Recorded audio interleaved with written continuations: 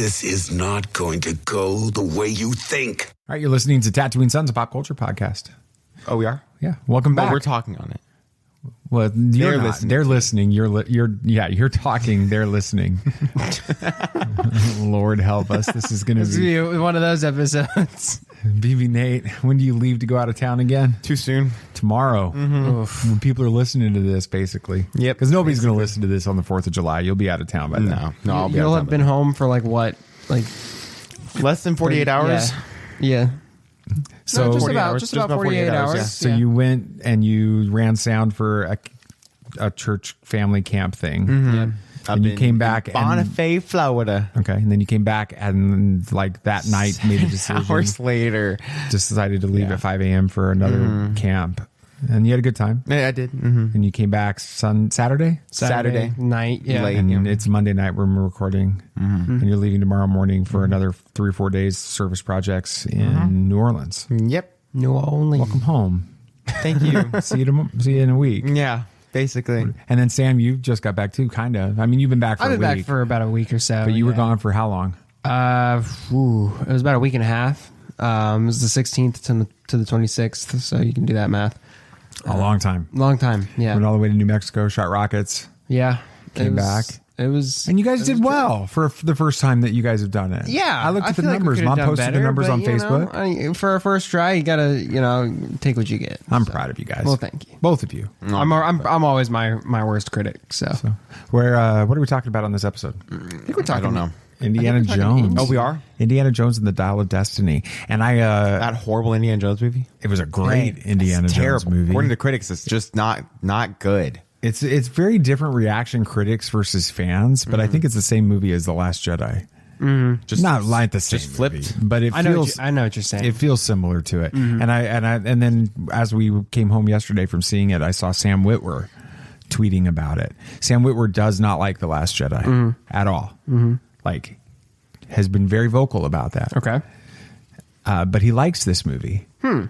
And I don't think that's intellectually honest, and we're going to talk about that on the show. So, but first thing we're going to do is we're gonna teasing it. We're gonna let the Reverend and the Reprobate take a couple seconds, and then we'll have an intro, and we'll be back. This is Tatooine Sons. We are the Reverend and the Reprobate, just two best buds interviewing people we have no business talking to. I'm Lucas Pinkard. I'm Dan Gibson. These aren't tears on my face. Every Thursday, we interview somebody else from our favorite fandoms and yours. You can check those interviews out on the Christian Nerd HQ Network. You can find us on YouTube at RevRep Podcast at ReverendRep.com. And if you can't remember our name, just go to BaconOffice.com. It's way easier to find new episodes every Thursday. Thank you guys for supporting Christian Nerd HQ, and check out the Reverend and the Reprobate. It's true. All of it. What is the name of the porg on the Millennium Falcon? Force is strong in my family. What do you think his name is? It's a big moment. I am a Jedi, like my father before me.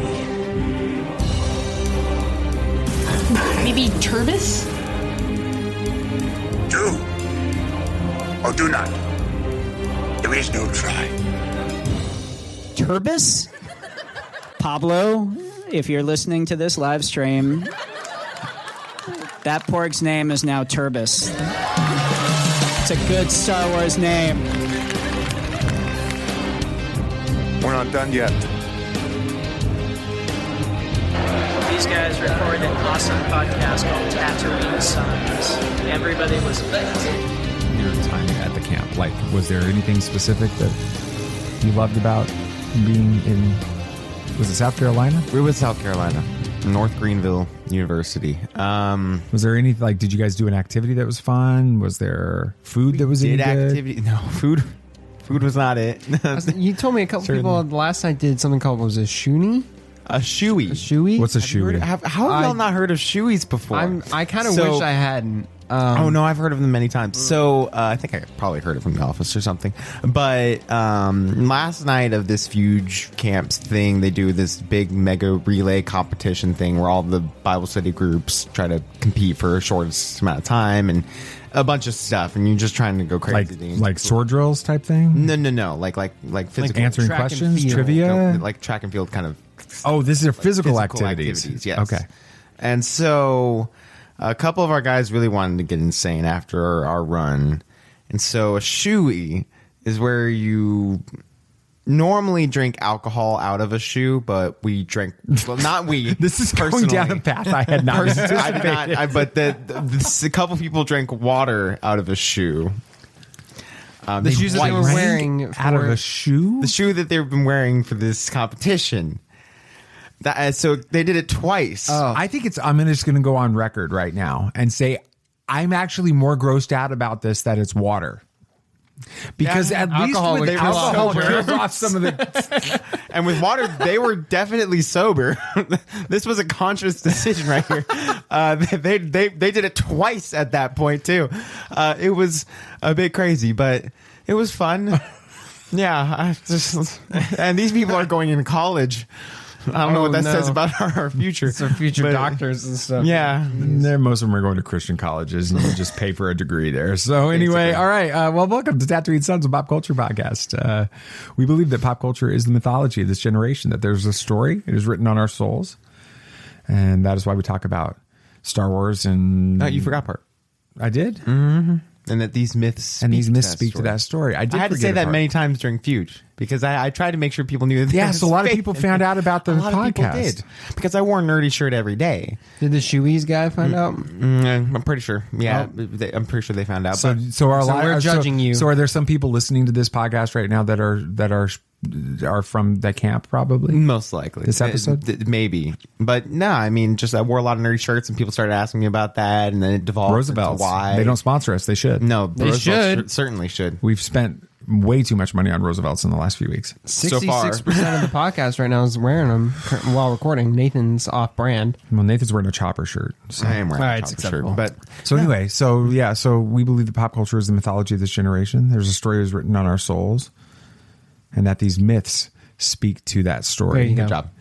And that is why we're talking about Indiana Jones and the Dial of Destiny, which is very and the mythologically driven. Yeah, that's Indiana Jones. Exactly. So, and The Last Crusade is still the best Indiana Jones. It was a good movie. I agree, Nathan. I agree. You're talking about Camp and Fuge. Lucas from Christian Nerd HQ is leading a Fuge camp as we speak. He leads some next year because I want to move our church to go down to his because I would love for that'd be cool. Us to go to his. That'd be really neat. He's going to get us the dates. That'd be great because I can have a voice in it since I'll be a senior. Technically, we decide where to go, and I can convince people. That's a lot longer drive into Texas, though. Really? Yeah, we made it in. It was about a 9-hour drive up to South Carolina. Okay, maybe I'm wrong. Maybe you guys can pull it off. Mom says it's going to be super hot, though. It was just Texas, very warm in South Carolina. Texas hot. It was. I don't humid. know. Yeah, it's going to be that way in Texas too. Yeah, it was hot. So Indiana Jones, yeah, the Dial of Destiny. We all got to see it before I did. Yeah, so Nathan was going to go, but then he decided to go to this Fuge camp at the last minute, so he didn't get to go and see it when we did. So Sam and I and Mom saw it Thursday night. I'm very disappointed. And then you came. We all went and saw it in IMAX again on Sunday. And you saw it. Snuck away to the theater to go see it that night, but that would have been fun. It's too far away. Probably gotten in trouble for that. Long walk. Might have. Yeah, it would have been a long walk. No, they would have understood if you told them what you were. Nah, I probably could have gotten the faster to join me. He's excited for it too. Was Josh should have gone? He was really excited for it. That's cool. So, just your overall thoughts on the movie. Just like your first thoughts on the movie. When you first saw it, not the. I know it's hard because we've seen it twice now, but no, I remember going into it being kind of. I don't know, cautiously optimistic, with, I'm not going to be like negative, but certain, some remakes and stuff can be hit or miss. And with Harrison Ford being pretty old in this movie, I was wondering how they were going to, he's officially a geriatric. He is an octogenarian. He's old. That is literally what he is. Okay. He's an octogenarian. Which kudos to him for still being as active as he is at that age. It's impressive. Yeah. And still acting. It's crazy. That's not too uncommon. Well, his characters are all the same character. That's also grumpy Harrison Ford. Yeah, basically in a different costume. So, but I went into it, being a little cautious to see how they were going to handle it. And I remember walking out the first time with my expectations well exceeded. I really, really, really enjoyed the movie the first time. There was not a thing about it that I was like, yeah, I'm not sure I was a huge fan of that, or oh, except that for the bridge. Executed better. No, I'm kidding. I'm kidding. Like, or that could have been executed better. I mean, everything about it was really well done, and I really enjoyed the whole movie. So, What about you, BB Nate? I really did enjoy it, and I went in with high expectations because you guys saw it before, and you're like, "Oh, it was really good. You're really gonna enjoy it." And so, I've said this before. I go into every movie I see with high expectations because I'm expecting to enjoy the movie. Because I don't like when people say, "Oh, I went in with low expectations." You were purposely going into it not expecting to enjoy the movie, and you'll probably walk out most of the time not having enjoyed the movie with that mindset. No, some people go into it with low expectations and get surprised. I know, and I said some of the time, most of the time. Most of the time. So, I went in with high expectations, and I really did enjoy it. It felt like an Indiana Jones movie, like every other Indiana Jones movie, and I still have the firm belief that Indiana Jones movies are better when Nazis are the bad guys. It feels like that's so. What movies trend. were they that they weren't? Raiders of the Lost, Temple of Doom, and Kingdom of the Crystal Skull. No, Kingdom. Nope. Oh, there were Russians in that one. That's right. Yeah, There was Russians, and then who was it in Temple? It was the weird the It was cult just like people. cold just thing. cult Hindu cult of weirdness. Kali Ma or whatever. So still holds up. Nazis are the best villains for Indiana Because Jones they're movies. Nazis. You just can't like the people. There is something special about watching the first 30 minutes of this movie. We're basically just beating up Nazis. Yeah. It's pretty satisfying. Yeah, it was good. I loved it. I loved it the first time. You asked me on the drive home Nostalgia.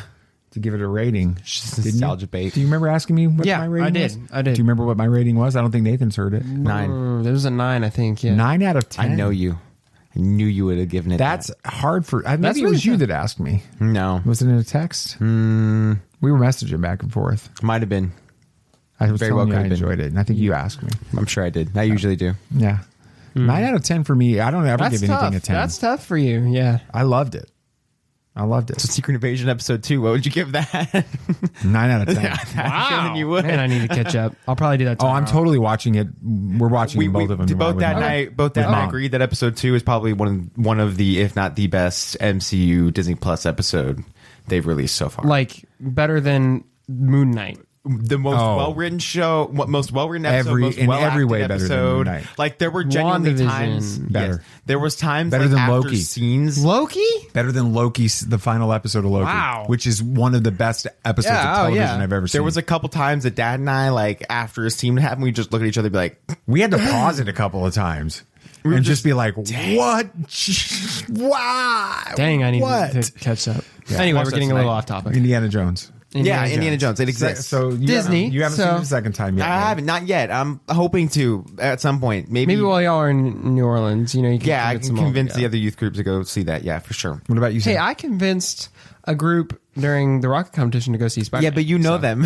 This is what happens when we really don't have a script. No, We have a script. We're just ignoring it. It's a little bit of an outline. Yeah, we're just ignoring it. We're just tired. This is ad so lib. we're having just fun. doing Oh, everything. I am too. Exactly. Who We're cares? just having to have fun because I went into this expecting to fall asleep during this podcast. Hey, at least you're staying up. Sam, you've seen it a second time. What was Yes. your reaction coming out of the theater the second time you saw this movie? It, like, the more I kept thinking about it, the more I was like, it's just gotten better. And I really liked it the first time. I think I gave it an 8.5 Oh, the really? first You time. didn't give it the IGN 7? No, I didn't give it the IGN 7. But that's kind of the IGN 7 for me. But it wasn't like super great, but I liked it. And after the second watch, I'd probably give it a 9 to a 9.5, probably closer to a 9. I mean, it was really, really good. I really enjoyed it.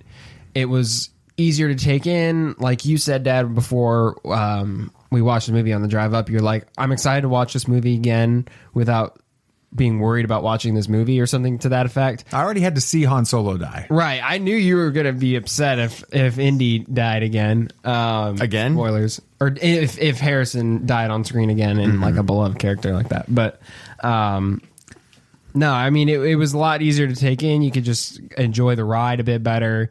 You were able to notice certain things a bit differently. You kind of knew the twists. You could, like you mentioned, there was some foreshadowing. Oh with my the gosh! Force The deck and coolest stuff. foreshadowing in it was when she's when Helena is on the dive boat with Antonio Banderas' character, which Puss he in did a Boots. fantastic job.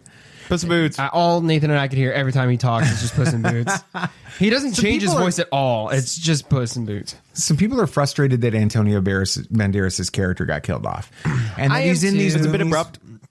It was a where bit he's abrupt. been doing movies where he's like just small little characters that they move out of the character. was in Spy I think he Kids. just has fun. Oh yeah, I think that's he was just in what an he does. indie movie. He gets to say he was in an indie movie with Harrison Ford.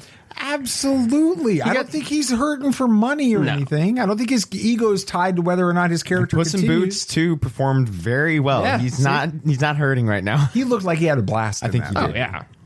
But they were playing on the deck, and on the deck. They were playing with the deck on the deck, the card tricks, right? Yeah. And the first time you watch it, it's just card tricks. No, it's not. I literally right after that happened, I leaned over to Sam like foreshadowing. Really? Immediately. I didn't- Oh, So I caught didn't pick on it up. No, 100%. The forcing the card. Yes, 100% knew that was going to come into play. I didn't later. pick up That on is that not a first time. scene you put in there for no reason. Not in a movie that's 2.5 hours. It's not a filler scene.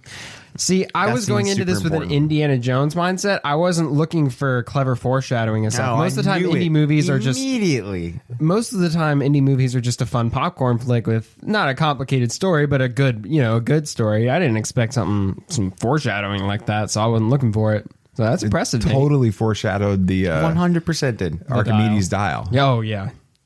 where it always takes him back. Archimedes had created it to always bring him back to his own time, his own Right, moment. to scare off the Romans. force the choice, which Right. is what he said. When she said, "I forced the choice," I was like, "Oh!" The second time, I was like, Yeah, Anyway, yeah. that was cool. I loved it. Right. I loved it. I love it more now than I loved it walking out of the theater yesterday. Favorite movie of 2023 so far? You're gonna have to remind me what all's come out in 2023. Oh wow! Across the Spider-Verse was pretty freaking Yeah, good. that Guardians one- 3. Guardians 3 was fun. Oh, dang. I like this. Yeah, this better is not say it. Oh, this No, is so no, much don't better say than it. Guardians. You fool. I So don't much know better if than I would Guardians. go there yet. You fool. I don't know. It's good. Guardians it's 3 is- really good. So the thing is Indy has a big deal for you in your childhood because that was a big deal when you were a kid. Yeah. Guardians was a big deal for That's me fair. as a kid. So you have that bit of in there. But Across the Spider-Verse, is it better than Across the Spider-Verse? Yes. No. Well, now you're just saying it due to nostalgia. No, I Or like recency this movie bias. better than Across the Spider-Verse. Nah. And you're saying it's better than Raiders. You're saying it's I didn't better say it than was better you than did. Raiders. You last night you did. You said it was your favorite indie movie. No, I didn't say that. I said what I said was Raiders is in Oh, its no, you said it was own better than category. Last Crusade. That's I right. said it was better than The Last Crusade. Which is also is false. the best indie movie. Because I've Last never Crusade- been one of these Last Crusade super fans. I like it. Because Last Crusade takes what's amazing about Raiders of the Lost Ark and has a great story with his father, and then has one of the coolest endings in the Indiana Jones movies with the Holy Grail, the decision, the you chose wisely, him having to decide to forget the Holy Grail to save his father, and then his great. father finally saving Indy, and Indy letting that go, and his father making the decision to focus on Indy at that point and not the Holy Grail, which is what he was doing his entire life, which was now the moment he decided to change. That's why that movie's so good. And it's the best Indiana Jones movie. I don't know why you don't get this. I will be willing to concede that my bias of enjoying this was I only have seen 2 Indiana Jones movies in theaters. What Kingdom of the Crystal Skull, which is a fine movie. Yeah, it's not but bad. it's not in the same category No. as these others. No. And this one, I never got to see Raiders in theaters. I never got to see the Temple of Doom. That was a weird experience with watching a VHS after we got a VCR finally in my household, and watching that with my mom and the guy reaching in and grab. You know, my mom. Yeah. She didn't handle that scene very well. That she did not like that at all. With the heart thing. But and then I don't remember when I saw Last Crusade. I think I watched it like a TV version or something. Well, like that explains it. So my experience with The Last Crusade is different. Just been underwhelming. right? It's great. I already knew the take a step of faith thing before I ever saw The Last Crusade, because youth pastors have been using it since the movie had hit VHS and DVD, right? So, I mean, old school, right? Mm-hmm. So, watching the Dial of Destiny and experiencing that in the theaters and in the emotion of Indy all of that, it just was. It's why I've said that the Raiders, Last Crusade, and this are like kind of on the same level for me. Really? But Last Crusade just slightly beats them out, but I still really do enjoy all of them. Where would you put it, Sam? Yeah, I'd probably have a similar ranking to Nate. It's like a Last Crusade and then a 2A, 2B with this and Raiders.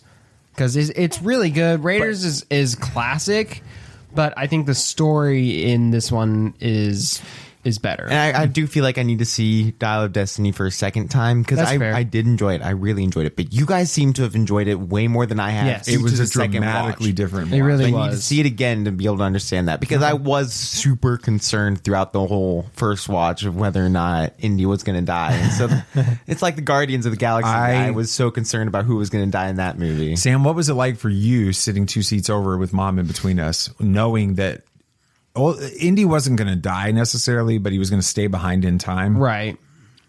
in the And third eventually century die. BC or first century BC, second century BC. I think it was third. Anyway, he was going to stay back in time and eventually die. He was freaking shot already. So, Yeah. I mean, it wasn't going to go well for him. What was it like for you knowing I was sitting 2 seats over and I was probably dying inside? I mean, I was more worried about making sure I could reconcile it in my head for myself, but I knew that you were going to be pretty upset if that was the case, because I'm trying to remember. Bond. Yeah, I was really Bond. pissed about James Bond dying. Yeah, Bond. That was But that was James Bond. I don't have the emotional connection. No, that's to James nothing Bond. compared to. I'd already been this. through Han Solo's Yeah. death. No, I mean, I was okay with it either way. I could kind of reconcile it in my head either way, but I am glad they went the route they did, because I think overall it makes for a better story. Yeah. What do you guys think about the old man Indy thing? I know I was teasing in the opening to the show about Sam Witwer liking this movie and not liking The Last Jedi, and the common comparison or the common complaint I see from people for 5.5 years on The Last Jedi has been they don't like Luke, right? They don't like old man grumpy Luke, who's gone off and abandoned his friends, abandoned his family, turned his back on all this stuff. And then you have a Indiana Jones in this one who hasn't necessarily abandoned his family, but It just kind of split ways. he became a drunk. Let's just be transparent here. This is who he is, right? You open the first time you see Indiana Jones in the modern 1969 timeline in this is he's passed out in his chair in the morning holding a rocks glass in his hand. Yeah. He's passed out drunk. Yeah, I mean, he pours himself a cup of instant coffee and pours whiskey in it. He's a drunk in this. What did you guys think about Old Man Indy in this? I liked Old Man Indy. I guess James Mangold just likes to really take the heroes that we love and then make them old and grumpy and all that stuff and struggling. He did it with Logan, and he did a great job with that version of Logan. It's just there are certain things in Logan that I didn't like, but not the character of Logan himself. I really liked the character that he did in that. And so James Mangold knows how to deal with that situation. I really liked Indy in this movie. It was interesting to see how kind of Kingdom of the Crystal Skull did give us that happy ending for Indy. Right. So I was really wondering how was that going to change for this movie, and losing his son in the war, and then Marion kind of grieving, but he's not there for her because he doesn't know how to do it. He just finds his exactly. His answer is booze. Yeah, he finds his outlet, but doesn't pay attention to her, so they divorce, and he just goes down this trail of just darkness because of all of that. And so you're seeing a really dark, destroyed Indiana Jones for the first time in the series at this point. And they did a very good job of making him realize that adventure and his love of archaeology and all of that is what gave him life back then and all that stuff. And so they made it show through this movie, that character arc of him growing to the point where Marion came back at the end, and he kind of realized that it was never her being angry at him. It's just that he was never there for her. And yeah, that when she really says, awesome. you know, he's You're like, back. why are you back? And she says, or, you know, why are you here? And he's like, she says, why, I was told Someone told me you're someone back. told me you're back. And she's like, are you back? That hurts watching it. Yeah. To me. But the adventure made him come back because now he's Indiana Jones again. He's not Professor Henry Jones Jr., which is what he was being called before then, which was the first time we really heard him be called that in the series before this point. So really well done. Love to see that character. Love to see his take. Harrison Ford at 80 years old, acting amazing, did a great job bringing those emotional scenes still.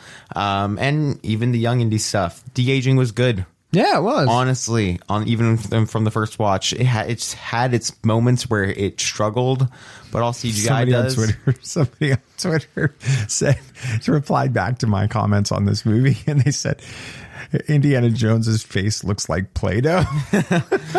It did. I noticed they didn't give it enough of a sheen to it. It needs to have a little bit more of a shine. The face. There were moments itself. it gets really bad. You But- described it, Sam, as like Polar Express.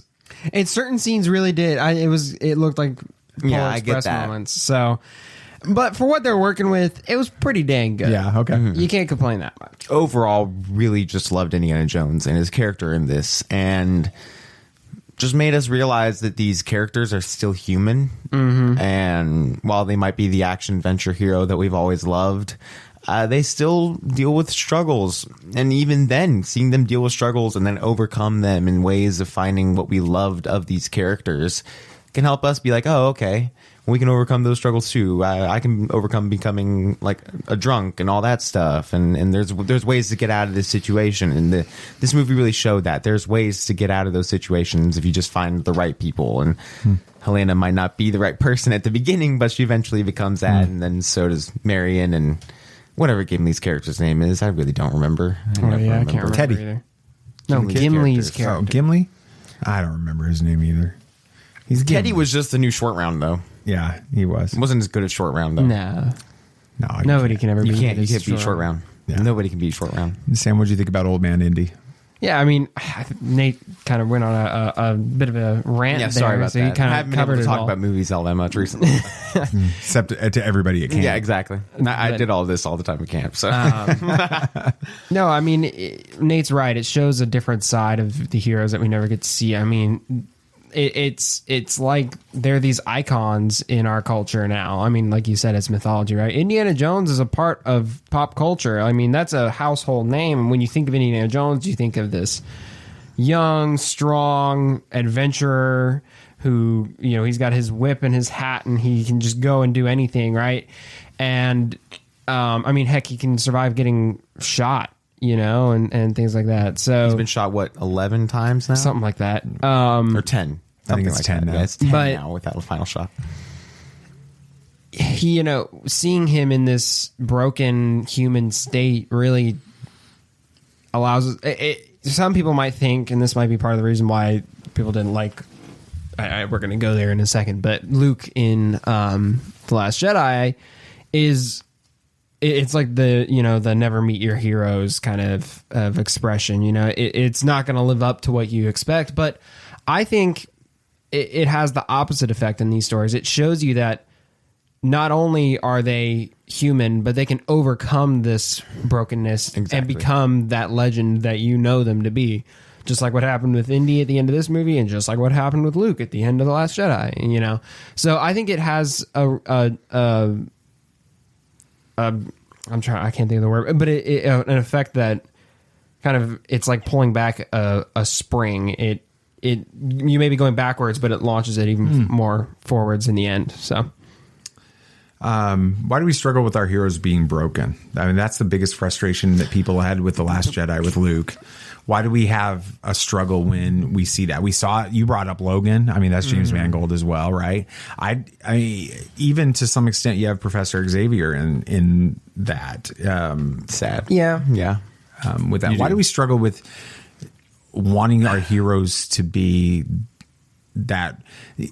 This is a criticism of this movie, right? So a criticism of this movie was The Last Crusade. There's criticism of the Crystal Skull too. The Last Crusade has a perfect ending.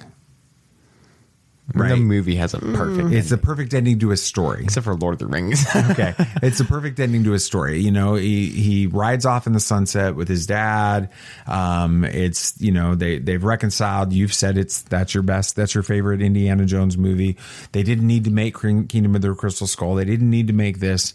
And then when you get to this one, we don't have, by necessity, Harrison Ford's 80 plus years old. Mm-hmm. You can't have the Indiana Jones of The Last Crusade. You have to have an older version of this. Why do we have a harder time seeing our heroes age? I think part of it is we look to these heroes, like a lot of people use stories and stuff as an escape, right, from the real world. And they look to these characters as sort of an anchor point in a way, you know, like it's a fixed, a fixed constant in a crazy world, right? You know, Indy is Indy, right? He's that hero. And when that great hero, complex persona, whatever, is taken away, it can almost feel like for some people that, the rug's swept out from underneath their feet. And now what do they do? Because they're, one constant or whatever is taken away. I'm not saying that that's what everybody does. No, I understand. And it's not, I'm over exaggerating, but you get my point. Seeing someone or a fictional character that you look up to, quote unquote, can have an effect on you, you know? So I think that's part of why people don't like seeing that. What are your thoughts? Depends on how you look at it. So if you look at it from, I look up to this person, I consider this person a hero, a fictional hero, and I escape to see them conquer all these things, and they're perfect, and they always win, and it always works out for them. Those people really don't understand that, well, for them to always win, they have to lose at some point. They have to struggle. And that's what I love. That's why I love Daredevil so much. Mm-hmm. He's always struggling, it feels like. Every single comic arc, TV show, like anytime you read or watch a Daredevil piece of media, there's always a point when he's broken or struggling. And that's what makes it so much more impactful when he does finish that up, when he does finally get over that. Like the end of Daredevil season 3, when he's talking to Kingpin and he's yelling, like, I beat you. It's that moment of victory after 3 seasons of especially losing. The third season when he goes down this dark path of losing his faith and just giving up, that I beat you. That right there is so much more impactful because he lost. Yeah. If he won every episode, if it was a procedural show and he put Kingpin back behind bars and he's happy ever after and just all happy, then we would be like, oh, well, why is he yelling I beat you? He does that all the time. It's common stuff.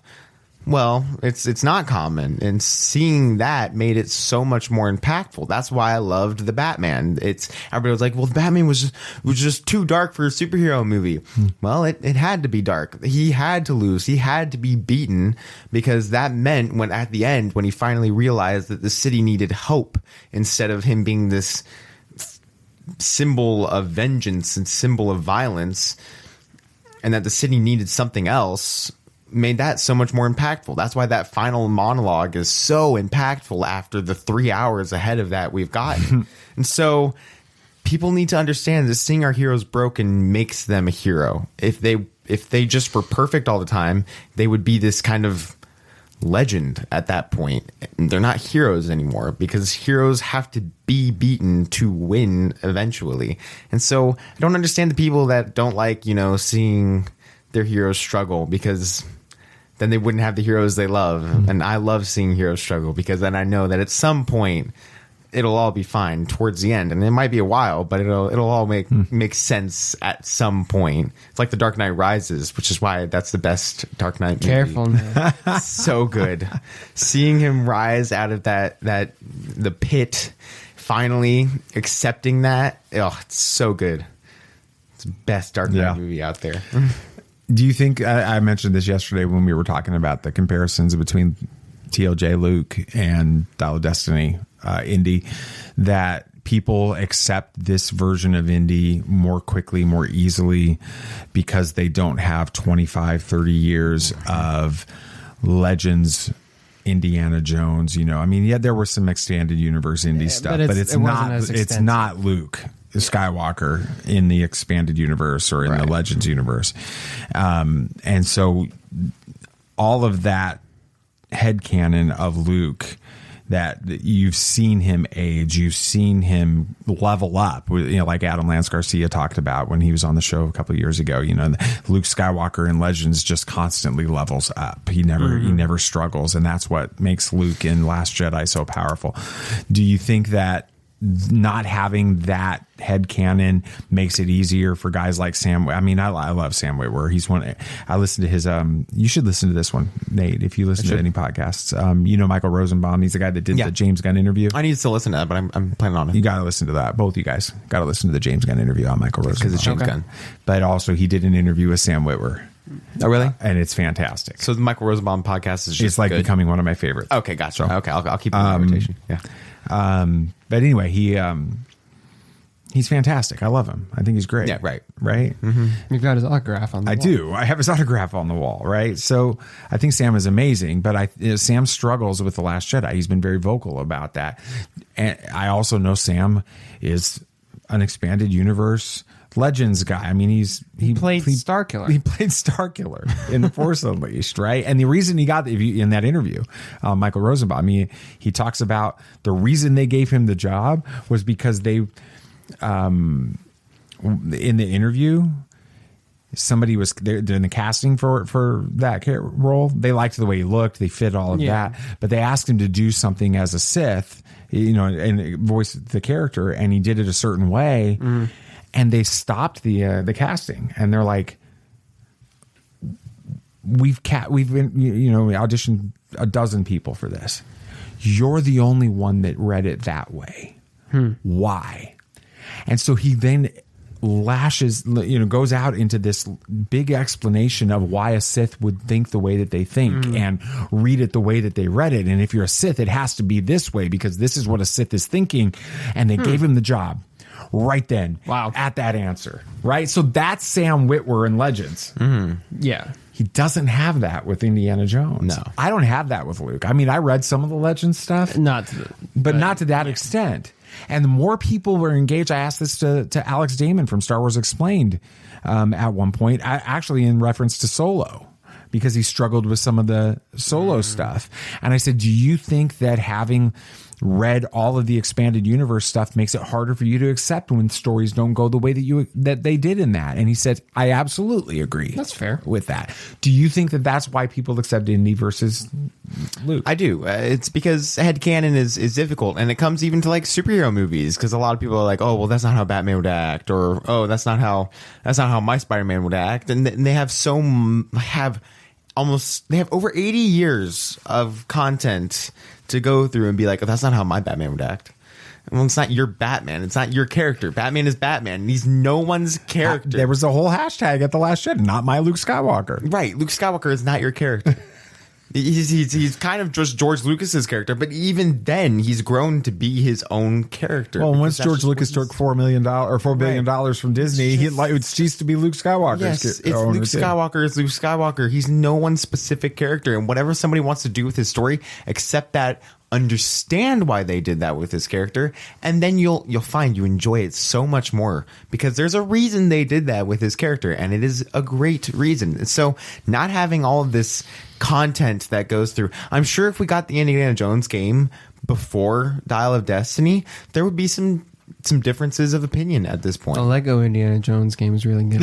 It is. And then I can't wait for the third-person action adventure game we're getting. I didn't even know there was one. It's a AAA title, third action. So it's like Uncharted, kind of? Okay, for the old guy in the room, what do you mean when you say AAA title? Big studio. Okay. It's like, it's gonna be big, how you like got like Jedi Survivor, Disney, Paramount, Universal, Sony. Like it's going to be like Jedi Survivor, Uncharted, Lara Croft, Tomb Raider, that kind of stuff. It's going to be a huge game. It's still in development right now, but I'm sure if we got that before, people would be like, oh, well, see how he was in this story, which those stories are way longer than movies. I mean, I'm sure the campaign will be longer than all of the first 4 movies combined because 15, 16 hours in most cases, most right? of the case 16 hours minimum. And so you'll be like, well, we have all the movies and then we have this game and see how he acted in this game. That's just not how Indiana Jones would act in Dial of Destiny. I know this because that's not my Indiana Jones right there. Well, we didn't have that. And so everybody's like, oh, see, Indiana, it's just been so long. And I get why Indiana Jones. And they accept the explanation about the grief from losing his son by losing Mutt, the grief of, losing Marion. With that. And so people are able to accept that because they've had such a drought of time between the 2 movies. They're just like, oh, well, it's been that long for me too. I can see how much my life has changed in that long. I don't see a reason why his would be any different. And so people are able to accept that more. But when you have a constant stream of expanded universe stuff or different TV shows or different movies coming out in between the 2 movies of episode 6 to The Last Jedi, you're definitely going to fill in the blanks yourself and understand that, well, I've read every single expanded universe book and I know what Luke Skywalker is supposed to be like. And that's just not what Luke Skywalker is supposed to be like. But the thing is from episode 6 to The Last Jedi, that's what, 30 years almost? There's a lot that can happen in 30 years. I haven't reached 30 years yet. I'm just a little over half. Haven't reached 18 years I know. And a lot has happened. Yeah, absolutely. And so I think that people need to kind of grasp that when you get to this point of understanding that years have importance, there's a lot of time that can change things. And 30 years is a lot of time that can change things. Except the fact that characters can grow and even not grow and just become darker. It just happens. Any thoughts, Sam? I mean, I think another thing that can contribute is Indy's the main character of this movie. So he's able to... I think that's fair. There's more time for his character to develop. Luke has a lot of screen time in The Last Jedi. Don't get me wrong, but he isn't the main character. So any development is done on the side for him, right? This is Indy's movie. It's in the title, but so I think that gives him more time. We to watched flesh that arc. out. Yeah. So with that. I'll ask you guys both this and we'll end it. How do you guys feel about the end of Indy's story? One thing that I kind of noticed or realized during this recording is I don't know why they made this movie, like what the good reason is, because there was a good ending at the end of Crystal Skull, right? Yeah, they were with all them, together. Yeah, him and Marion are married. They had Mutt was alive. Everybody's happily ever after. So why would they make this movie? I'll tell you why. Okay, money. That's the only reason. Right, and that's a little... I'm not a huge fan of that, but as for this being the ending, it is still a really good ending. He's with Marion. We know he's not going to go on any more adventures at this point because, goodness, and he has a daughter. Goddaughter. His goddaughter. And I'm sure that they're going to be together now that he's figured it out. I don't think he'll just let her go. So I think I feel like it's a good second ending to Indy's story because, like you said, Nate, there was a lot of time between Crystal Skull and this, right? There's like, if you think about anybody's life, there's chapters in everyone's life, right? Well, I think them at the end of Crystal Skull is a good chapter, but then some stuff happened in between, and now he's in a different era of his life, and he's got to learn how to be happy at the end of this chapter of his life, right? And that ending is accepting that his son is gone and reconciling his relationship with Marion and getting back together, right? I mean, you think about any older couple, and they're going to have gone through some crap together. So having them reconcile is a good way for Indy, a good way to imagine Indy living out the rest of his days. Mm-hmm. So I like it. Yeah, I was a big fan of the ending of the story, and I feel like this movie felt a lot like a passing of the torch to Helena, and her kind of being the new type of Indiana Jones, and even comes down to the score of the movie. Helena's theme is used a lot more than Indiana Jones' theme is used in this movie, which is not a problem. Helena's theme is amazing. Gorgeous. And John Williams did amazing. of course, did what John Williams always does and never misses. And so I really feel like it was a passing of a torch to her. I wouldn't mind seeing a Disney Plus show, Helena and her adventures, or whatever it is, the young Helena adventures. And I want whatever they want to talk about. Short Round with her. I want Short Round. I would love to see Short Round kind of being the mentor for Helena at that point. It would be great. And you can have Harrison Ford pop up every now and then. And I feel like I wouldn't mind seeing kind of Indiana Jones still being a part of this story, but I feel like it is Helena's story at this point. And I feel like that ending really showed her going off, doing her own thing at that point, and Indiana Jones is finally happy now with who he is and where he's at, and Marion's home, and yes, I'm sure he misses Mutt, but now he has a goddaughter and a family kind of more now than anything, and so I think that he's reconciled and has agreed to be with Marion and has helped her and is going to help her, and so really liked the ending, and I felt like it was a great way for Indiana Jones to kind of have some closure. Because honestly, Kingdom of the Crystal Skull didn't have much closure, because he picked the hat back up and then ran out, and you're kind of just like, oh, he's going off into the sunset for another adventure. And Last Crusade had that too, but you're still sitting there, you're like, oh, he still has another adventure he can go do. There's always stuff to find. Absolutely. But in this one, he kind of he's in his home. He's with Marion. He grabs the hat. Said and that's somewhere it. that this is a final triumph for him. So I feel like it was a good way to have closure for Indiana Jones. Yeah. They took considered one of the sexiest scenes in Indiana Jones stories. The what? Oh yeah. Where does it hurt? It hurts all over, and like that scene from the very first. It really emotional. They made it touching. Yeah. Yes. Because when Marion says, he says that hurts. It hurts everywhere. Mm-hmm. And she says everything hurts. Everything hurts, and she's like, I know how that feels. I know how that feels, and she's not talking about the same thing. No, I am your father. She's talking about losing her son. She's talking about all of that, and that was powerful. And then it was such a gentle, kind, humorous and in character way for Marion to say, I forgive you, Indy. I forgive you. It was when he said, well, where doesn't it hurt? And she plays along. She doesn't have to play along. He hurt her. He hurt her by being an alcoholic drunk that abandoned her when her son that she raised. Right. He didn't raise Mutt. Remember, Mutt's an adult when he meets Mutt. This hurt her dramatically more than it hurt Indy. Right. To lose Mutt. And for her to lift up her elbow and say, it doesn't hurt there. That's saying, I forgive you. And it was one of the best absolute ways that they could have ended this story. When Indy was back in time with Archimedes, and he was begging, he was trying to continue to abandon Marion. He was trying to run from his pain. He was trying to run from his hurt. He was trying to run from everything that he had done to her. And I think Helena had all the time travel reasons that were accurate, and also, no, you've got to get back. She just knew he needed to get back with it, which is why she reaches out to Marion at that point, because she had heard the story of Marion earlier in the story on the boat, about why Marion left, right, with it, and you've got to go back with that.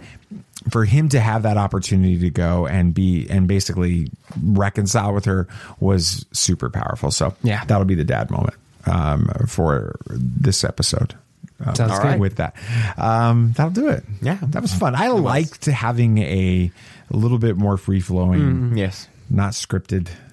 This is a lot more like what it's like sitting around in the car on the way home from a movie, or just sitting around talking about Daredevil or something like that. So thank you guys for listening, being a part of our conversation about Indiana Jones and the Dial of Destiny. I certainly appreciate that. That's going to do it. You can follow us on all our socials. What are Tatooine Sons on on Twitter, Facebook, SONS. SONS. I had to make that clear a lot this week too. Yeah, I bet you did. With that, and join the Christian Nerd HQ. Check us out. Same thing, Christian Nerd HQ. It's that simple.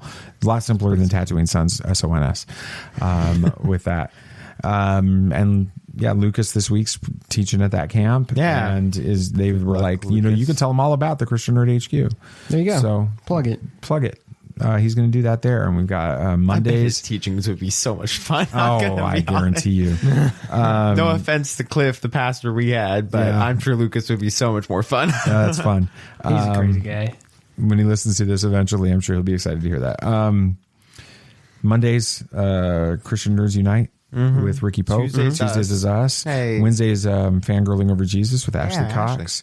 Thursday is Reverend and the Reprobate with Lucas and Danley. They interviewed Michael Uslan this weekend. Great guy. For an episode that's coming out. Michael Uslan, they said Nathan from Tatooine Sons says hello. And I do. And Michael Uslan, the guy that owns the rights to Batman. That basically has created what superhero movies are today. Yeah, because of Batman 89. Batman 89. Said, "Oh man, I love that kid. Kid really knows Batman." I do. You need to get that. Can you get that notarized? I was like, T-shirt. That's pretty cool. So they're crazy. Thursdays, and then Friday is Speaking Nerdy, which that's just a big mess. No, it's always a ton of fun. Awesome fun. Always a ton of fun. Loved being on there a couple of times. It was so much fun. Yeah, check them out. With that'll pretty much do it for this week. But until we talk to you guys next time. May the force be with you, always. This party's over. I like that Wookiee. Don't get technical with me. Joy, please. Yep, yep.